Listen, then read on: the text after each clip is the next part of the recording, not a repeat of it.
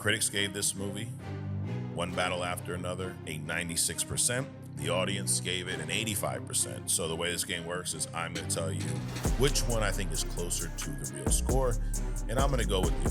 We have another game here called Is That Glaze? And I am going to say that based on what I've heard about this movie, I did see it yesterday. What I've heard about it, including this critic score here of 96, do I think 96% for this movie? Do I think all the things people were saying about it is that glaze? I have a love-hate relationship with Rotten Tomatoes. That's probably an understatement. I think the way they source their reviews is fucking stupid. But it's one of those things. They're a necessary evil. They are the most well-known, I think, review spot. They're quoted in a lot of movies marketing. Rotten Tomatoes gave it this, but they are the equivalent. When I was a kid, it was Siskel and Ebert. Siskel and Ebert gave it 2 thumbs up. One of them, I think Siskel died, and now maybe it's Roper and Ebert still, or I don't know, but they're movie critics. Also, like, what makes you a movie critic? How does one? That's another thing where I struggle with. What gives you the right to be considered a movie critic versus me, someone who's a fan?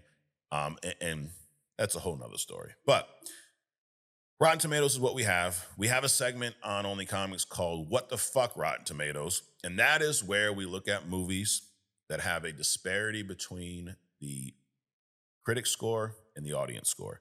So if you don't know how these scores are put together, the critic score, Rotten Tomatoes has a team of, I guess, sourcers, not sorcerers. They go out and they source reviews. So a new movie comes out. This score here I'm going to give you for one battle after another is based on 326 reviews. This guy, he's like the collector. He collects all the reviews. And based on how many of those reviews were positive, and I don't know where that line is, but the Rotten Tomatoes critic score is representation of what percentage of the reviews collected for that movie were positive. So maybe you understood that, maybe you didn't. The critic score for one battle after another was 96%. What that means is, let's use easy math. If they collected 100 reviews, 96 of those reviews were positive reviews, only 4 were negative, which gives it a 96%. The popcorn meter is something a little different. So that's called the tomato meter. The popcorn meter is the audience score. These are verified ratings. You have to show proof that you watched the movie, that you bought a ticket to the movie, and then you go on and rate the review, and I believe it's done the same way. So first, what we're going to do is critics versus audience. Critics gave this movie, one battle after another, a 96%. The audience gave it an 85%. So the way this game works is I'm going to tell you which one I think is closer to the real score, and I'm going to go with the audience, an 85%. We have another game here called Is That Glaze? And I am going to say that based on what I've heard about this movie, I did see it yesterday. What I've heard about it, including this critic score here of 96, everyone is glazing the fuck out of this movie. Now, if you don't know the terms, glaze is like unwarranted praise, like a little extreme, like slow the fuck down, stop gassing. Do I think 96% for this movie? Do I think all the things people were saying about it is that glaze? Yes, it is. It is glaze. I'm going to give you ups and downs. I got 1, 2, 3, 4, 5, 6 ups and 3 downs on this movie. So the ups, Leonardo motherfucking DiCaprio, his performance was a major up.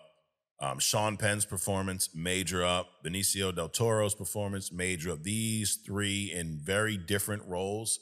Leo he's got to be, one of these days I'll rank my top actors of all time, and he's probably, I would assume he's in the top 5. He is phenomenal. He plays the role of an ex-militant, an ex-rebel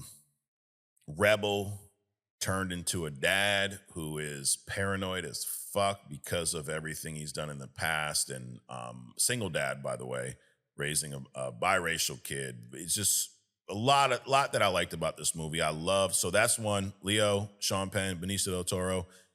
Sean Penn played a military. I guess he was a sergeant towards the end, and dealing with immigration at the border, and insane. Sean Penn did a great job of playing that complete fucking asshole, and Benicio del Toro just he's amazing. So that's my first up. Second up is the social commentary about immigration and the government. And I said this word a lot here today, nuance. It showed how nuanced this problem is, and all different elements to it.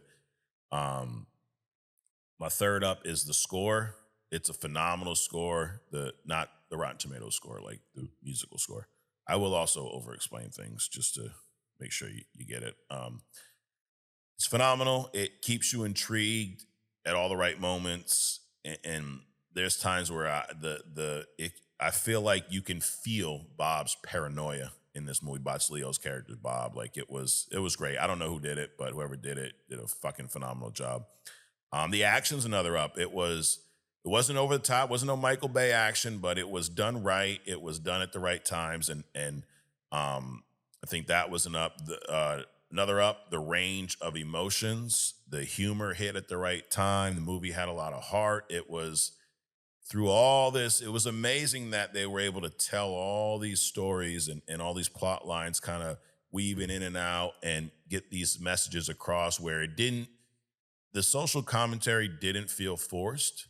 I think it did a good job of showing you all sides of it, without feeling like it was preachy from one way or the other. I did like that.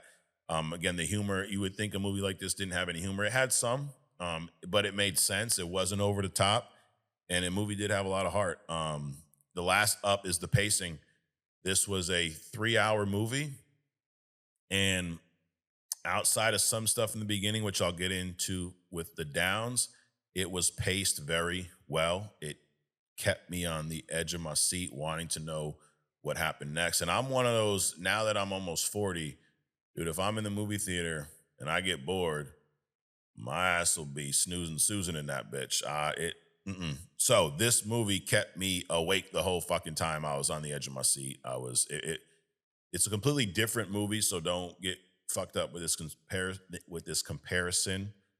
It reminded me of watching the Batman, Matt Reeves' Batman, which was also a 3-hour movie that didn't feel 3 hours because of the pacing. It was so good that it kept you interested the entire time, which I think is hard to do in any movie, especially a 3-hour movie. Now, the downs. I know I'm saying the pacing, I'm saying it's 3 hours. There was some unnecessary backstory in the beginning of this movie. This may be just a me thing. I don't like when we over explain in movies for character. For example, I was a big Star Wars guy growing up, kid, and I loved Han Solo, but I hated the movie Solo. Not because it wasn't a bad movie per se. I just didn't need to know Han Solo's origin. What made that character so awesome was the fact that he had this mystique about him. We didn't need to know everything about the character. That mystique was kind of is what kept you intrigued, at least for me. So I think there was a lot of I think the backstory could have been condensed down, could have been cut in half. Tiana Taylor, she plays the mom, and I hate to even say this about anyone's acting because I'm not an actor, but I was her acting is it's okay. I wouldn't. It's not the worst. I saw her in the movie Straw as well with Tajiri Henson, and it that movie, this Tyler Perry movie, it's okay. It's not amazing, but why I bring that up is Tajiri Henson's a phenomenal actress. Everybody else in that movie, for the most part, was pretty bad, and Tiana Taylor is kind of in the middle. But when you have someone who is kind of mid, sharing scenes with Leonardo DiCaprio and Sean Penn, it for me at least it stood out. Wasn't horrible. Some scenes it was unnoticed. Other scenes that her acting seemed a little forced. Wasn't a fan of that. And this last one is going to spoil a lot, so skip this if you haven't seen it. The weird characterization of the mom, meaning, so backstory, beginning of the movie, Leo, Tiana Taylor's character, they're part of this group, the what is it, the French something, the first 75 or something. It's a militant extreme left group. I mean, they go into places and they break in and they let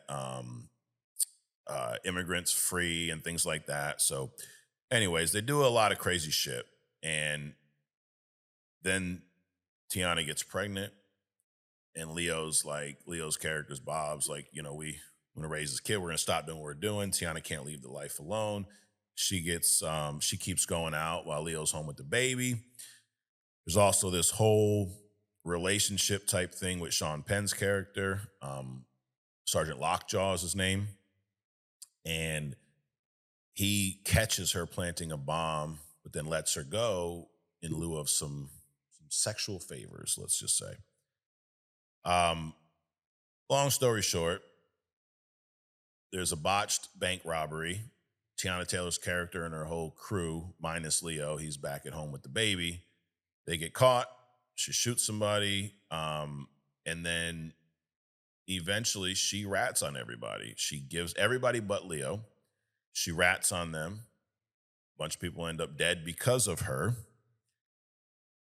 So why I say, and I'm not going to go through everything, but at the end of the movie, there's a note that Leo gives to his daughter, because his daughter, for a long time, believed that her mom was a hero and was killed. And then through a lot of the events in the movie, she learns that her mom was a rat. But this letter is like one of those, Now, mind you, the Tiana Taylor's character left when the baby was like a newborn, so she didn't really know her. But it was one of those, long lost parent letters where, it's not a day goes by, I don't think about you, all this shit. And they framed her as almost like a good person. And I just think this was weird writing because, first of all, she was a fucking rat. She did all the dirt. She did her shit with this crew. She left her baby with the dad because she wanted to keep going out and doing her fucking thing. I mean, she's going out being militant, but it's the equivalent to, fucking someone going out hoeing, I guess. She didn't take care of the kid. She got caught. Then she ratted on fucking everybody, caused this big, bullshit, which I think she was indirectly the cause of Leo and the daughter going on a run in the movie. So the fact that they try to give us that happy ending with the mom, that didn't hit for me. That was strange. I thought the mom was an asshole.